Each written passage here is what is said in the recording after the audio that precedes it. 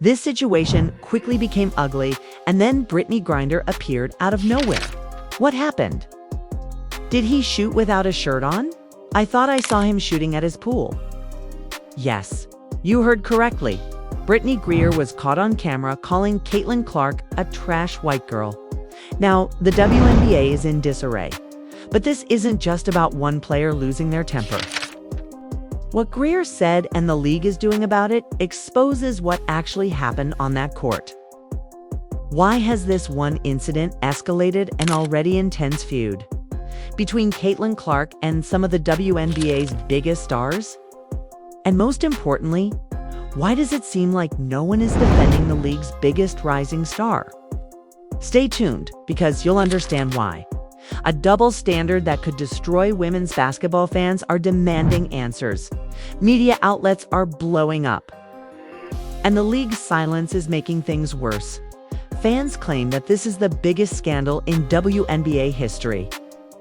But Brittney Griner's shocking remarks during a heated game were captured on live TV as she left the court. Cameras captured her mouth saying, "Trash effing white girl" toward Caitlin Clark, the ticky-tacks that we were talking about earlier today. The video went viral almost immediately. And prominent commentators like Skip Biz didn't waste any time in pointing out what they saw. I'm not entirely sure what was going on with what the cameras captured Brittney Griner saying on the bench after she had fouled out against Caitlin Clark's Fever in Atlanta. I wanted to comment on this only after the NBA, allowed the WNBA to look into it. But we haven't heard anything at all from the WNBA.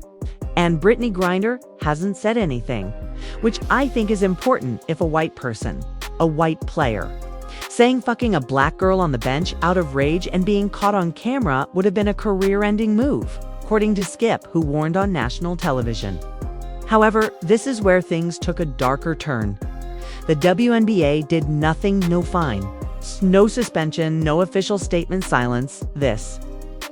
Regardless of the reason behind Brittney Griner's remarks, however, what she said or who she said it to, I want to know if the WNBA is okay with one of its players saying "white girl" on the bench and being caught on camera saying that.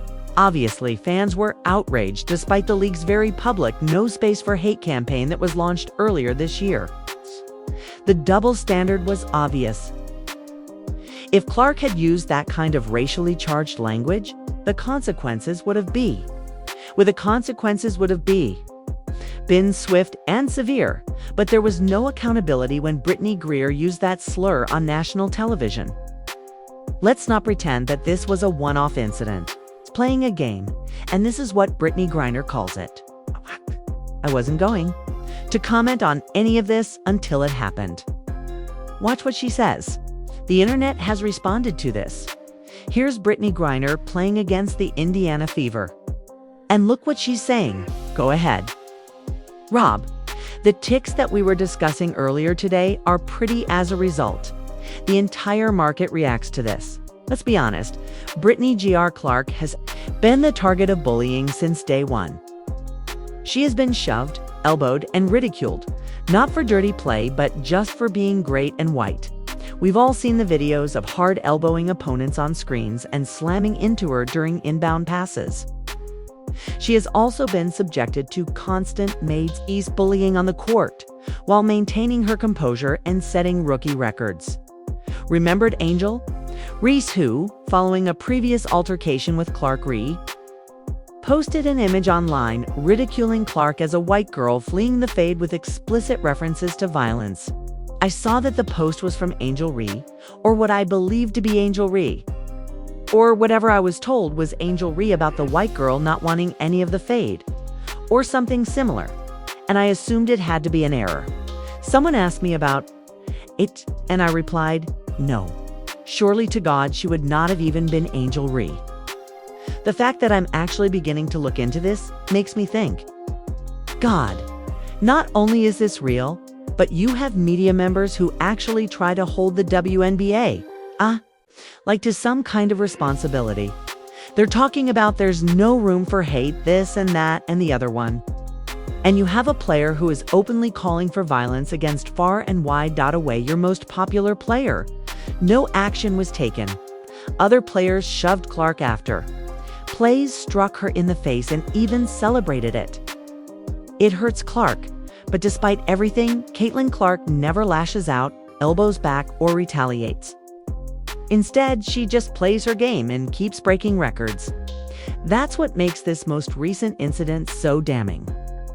Grier's outburst wasn't a heated moment of trash talk. Rather, it was purposeful, hateful, and captured on camera. In a recent interview, Brittney Griner expressed her frustration about the NBA, saying, "This is from Brittney. Every time we play her, there's this commotion, like this loud rumbling from the stands." Turns out that thousands of people are just sitting there watching on purpose. It's very disruptive. It's called a freaking game that they pay you money to play. Don't play the game. It's very disruptive. It's hilarious how everything works out. She says, claiming that Caitlin Clark is destroying what once made the WNBA great. But the WNBA, which hurried to look into fans' unsubstantiated claims of racism against Angel Reese, is now ignoring it when racism comes from a player. Commentators rushed to justify Griner's remarks, with some even saying she said, "whack call." Now, I think it was my old friend Jamal Hill, who used to work with her at ESPN. I think Jamal said Grier did say whack call. And that could be the case, but I'm not lip readers. Fans and even sports media personalities confirmed what they saw. Trash effing white girl, but the footage doesn't lie. This is where things get even more explosive. While the league remains silent, another controversy that has been subtly circulating online for years, questions about Brittney Griner's biological identity resurfaced. The topless video from Grier's own Instagram showed a chest that looked completely flat without the usual surgical scarring one might expect. "I got my hand right here, Brittney. Brick. Thank you." The video remained up for more than 100 weeks without being flagged as female nudity by Instagram's AI system. Fans took this as yet another indication that something wasn't adding up. Grier's deep voice, bone structure, and on-court physical dominance. And fans started to openly question whether Grier had been giving herself an unfair advantage in competition. An anonymous viral post even claimed that Grier was never transgender, but was raised as a female on paper because her mother had decided that she wasn't a girl. "She literally grabbed my chest and patted me like that, saying, 'Look, no CH.' I was so embarrassed," which is definitely disturbing. But the real scandal is this: in a league where fairness and transparency are supposed to be important, the WNBA is refusing to address any of it. Fans are now questioning everything, especially when Caitlin Clark, a biologically female athlete, is the one suffering. If that wasn't enough to spark outrage, many people still remember Grier's previous controversies, where she was arrested in Russia for carrying cannabis and then released in a contentious prisoner swap that exchanged her for the release of WNBA star Brittney. According to one critic, had that been a straight white girl, she'd probably still be rotting in a Russian prison. Grier was found guilty on drug charges in Russia today, and a judge sentenced her to 9 years in a penal colony. Where is the victimization? These are freaking millionaires. What are you talking about? Their attitude is one of entitlement, rather than humility, and their arrogance with receipts is not confidence. It's fine if you want fans, but if you want your league to act like a professional, okay. So the league already began underwater. And instead of fixing it, they're just making more holes in the boat. And think about Brittney Griner talking all that garbage. We traded the merchant of death for your ass, and now you're out there talking and acting racist on the freaking sideline? And it's disgusting, okay? That's why no one watches it.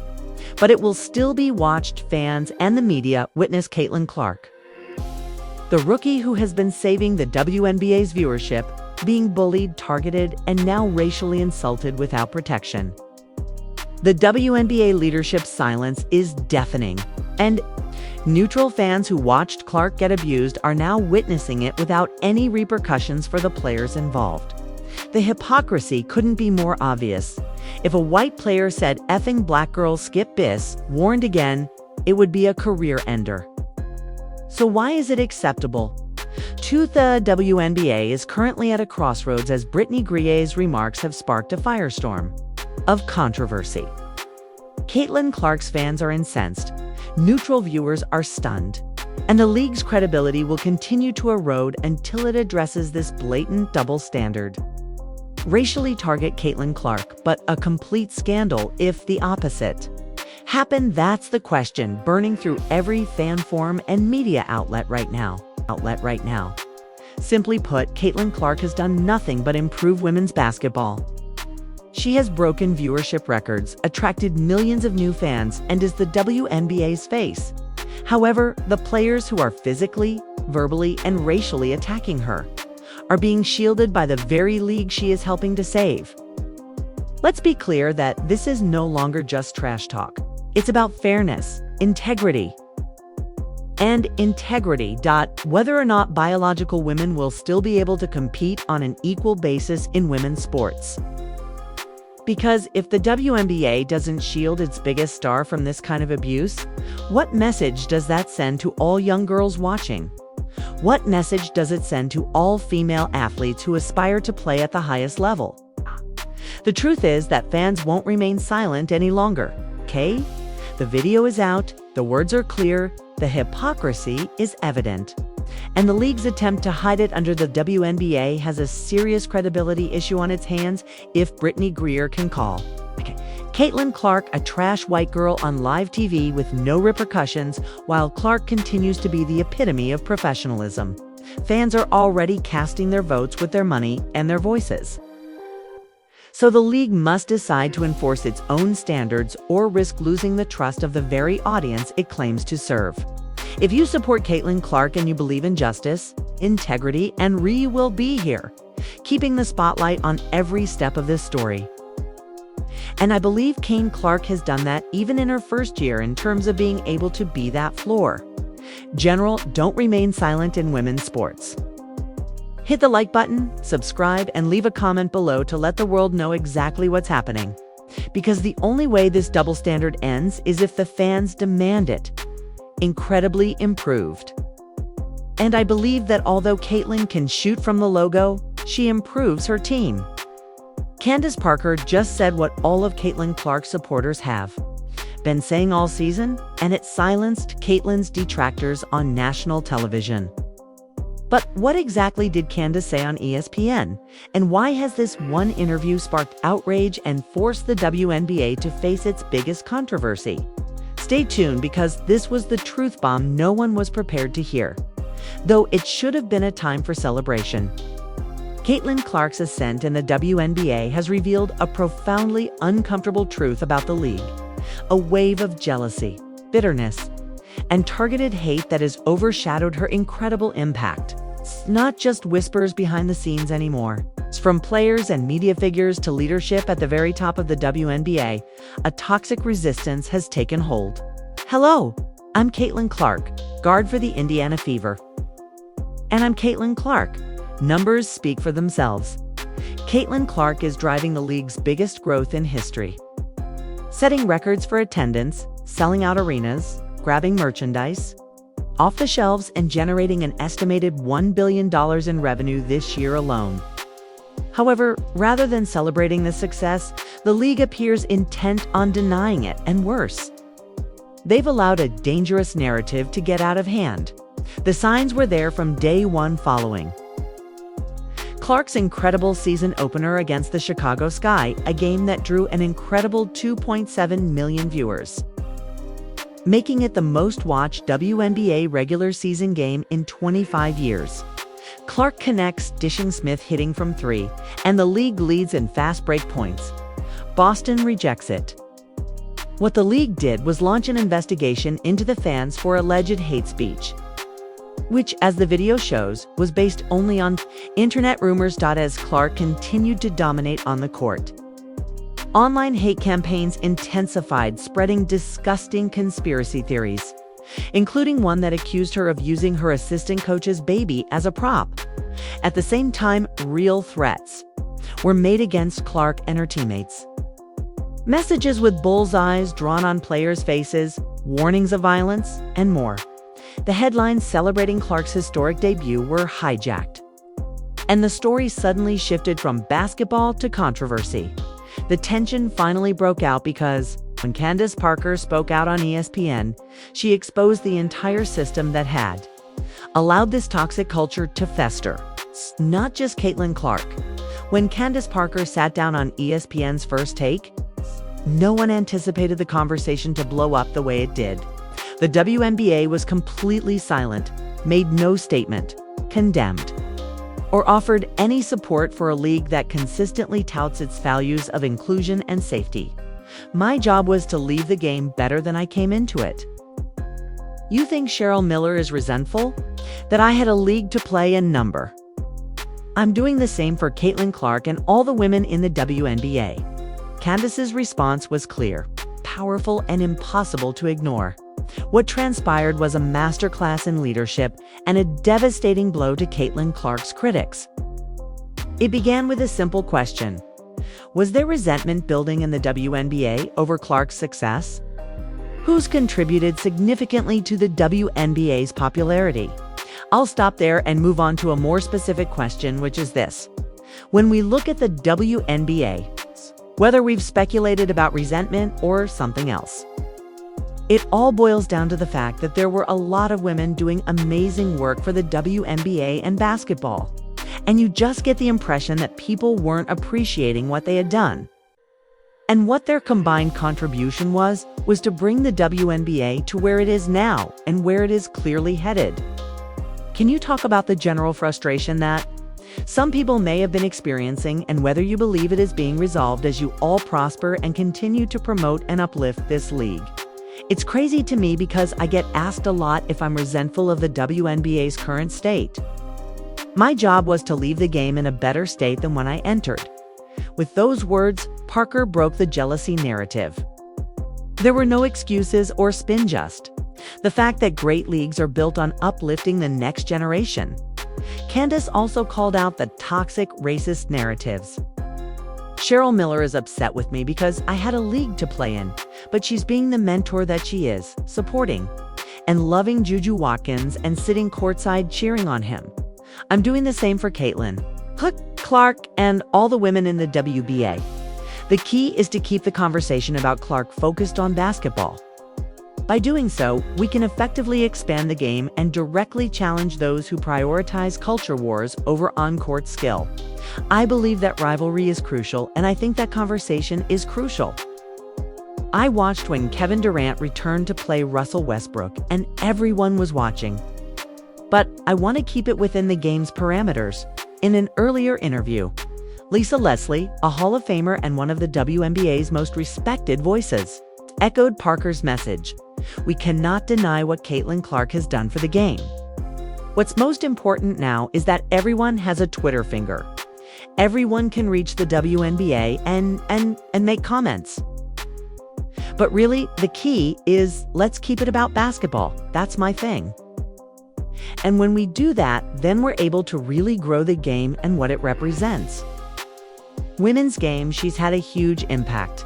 On the Caitlin Clark effect, if more people are watching the game, why would we feel like we're being marketed to?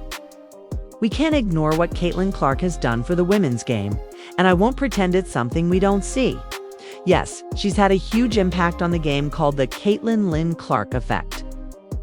Have we ever had teams have to enter larger arenas to play against each other? No, we haven't. I think we need to realize that when one player eats, we all eat. And as we all have more opportunities, it just opens it up for everyone else. I believe Caitlin has stated this herself in some interviews. And I love that she's not the player who thinks it's all about herself. Rather, she's showing love and respect to those of us who came before her. She shares the wealth with her teammates, and Shedison have to do that. So I just don't understand why Caitlin is receiving so much love. She deserves it, and she's changed the game in a way that many other players have. But it's just what it is, simple and unquestionable. Then Stephen A. Smith, one of the few mainstream voices willing to say what so many in the WNBA won't.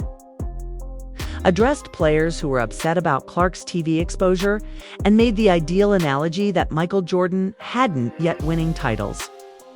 But his fame was so immense that the NBA advertised everything around him. Why is that a problem when we've seen this work before? As someone who has watched the NBA and grew up watching it, I would say this: regardless of how great Michael Jordan was, it all began with Bird versus Magic. Sure, you could talk about Showtime vs. Boston, but that white superstar lost to that guy named Magic in that national championship game at them. Bottom line is that it helped to increase the popularity. Angel Reese and Caitlin Clark embraced this because it's okay, because all you do is compete. That's when the story changed, and Candace, Lisa, and Stephen A. didn't just defend Clark. They revealed the bitter core of the situation. Michigan State. When he was at Indiana State and then eventually entering the NBA, and they were constant. They met in the finals roughly 3 times and owned most of the 1980s in terms of the two teams, respectively.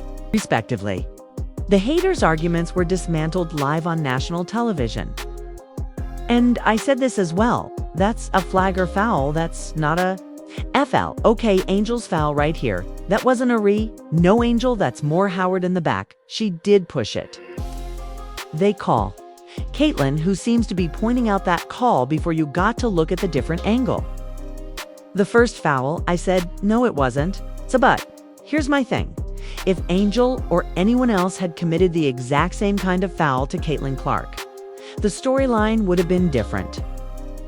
Candace Parker's ESPN truth bomb wasn't just a defense of Caitlin Clark. It was a line in the sand.